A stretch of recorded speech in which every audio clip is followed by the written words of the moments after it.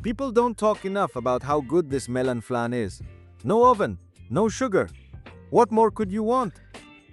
It'll only take you 5 minutes of work, and the results are totally worth it. First ingredient, you guessed it, melon. About a quarter is enough, more or less, so I'm gonna cut it there. And this quarter is the one I'm going to work with.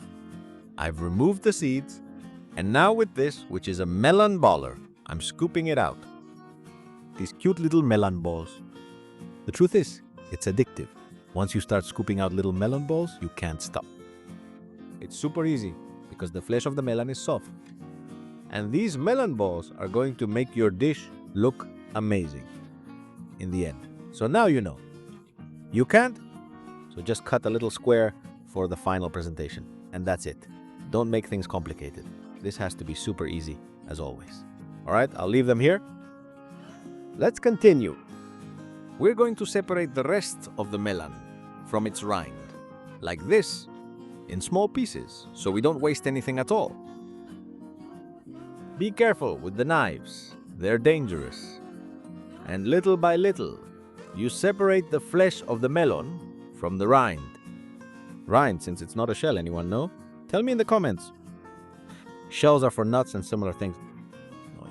All right, got it? Then start breaking it up and leave it here. If you've done it right, you'll have the blender jar on. And now we're going to blend it so we don't have any lumps and get a smooth puree from this wonderful melon.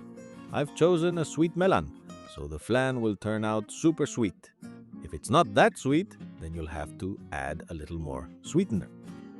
All right, I've got this step ready. And now I'm moving on to the thickener, water.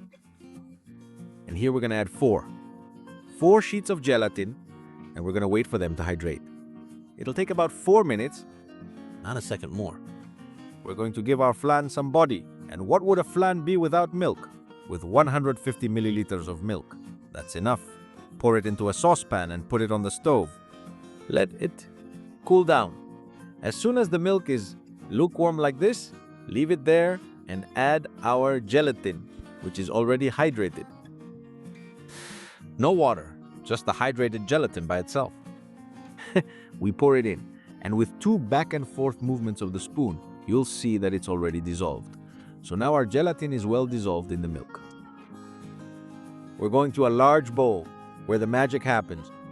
We pour in our melon that's been blended, our melon puree, our melon cream, and also this milk that already has the gelatin mixed in. It's already sweet because the melon is sweet. But of course, if you add a little artificial sweetener, in my case, liquid sweetener, you stir it and it'll turn out super sweet. We mix it well. Next step, we prepare some glasses and we're going to coat them with sugar-free caramel because the dessert is sugar-free. If you don't have sugar-free caramel, don't complain. Just don't add caramel. And that's it. Problem solved. It'll turn out the same. Grease them with butter and nothing will stick at all.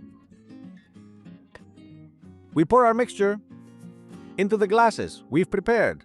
I think I'll have enough for 3. If you want to make a lot more, just multiply and you can make endless little cups of endless melon flan.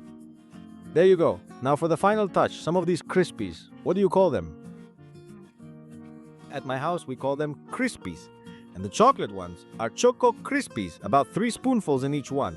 And that'll make the base of our wonderful flan, and then into the fridge or refrigerator for at least 4 hours.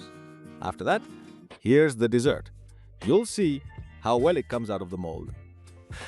You flip it over, and it will come out on its own thanks to the caramel. See? No effort at all. Just like that. Melon flan is ready. Wow. People don't talk enough about how good this flan is, and it didn't take us any effort at all. You see, it turned out a little crooked, but what can we do? It's going to be just as delicious. Look how great it looks. Wow. I love it.